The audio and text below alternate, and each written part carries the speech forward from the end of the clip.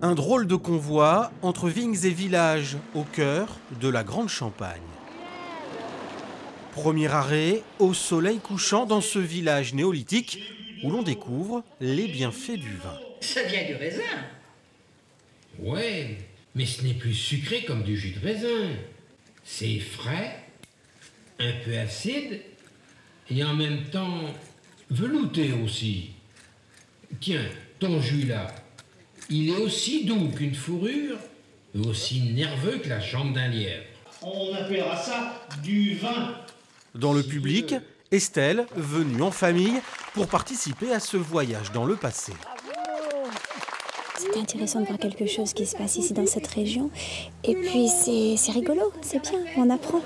Et puis c'est reparti en voiture, un disque dans l'autoradio, une histoire qui accompagne la balade. Mais aucun ne s'attaqua au vignoble, car leur breuvage le plus recherché était, bien sûr, le vin. Tu as écouté? Tu as vu comment vivaient les gens de la région? Comment on commençait à planter la vigne? Sous l'époque romaine après, tu vois. Non, je voulais dire aux enfants que lorsqu'ils nous voient boire du vin, que c'est pas si mal que ça, parce qu'en fin de compte, c'est l'origine, et puis tous les gens suivent et discutent, et c'est pour ça que nous sommes là ce soir. Faut pas culpabiliser. Le vin, le fil conducteur de cette soirée, ponctuée de scénettes, comme ici, devant cette église romane.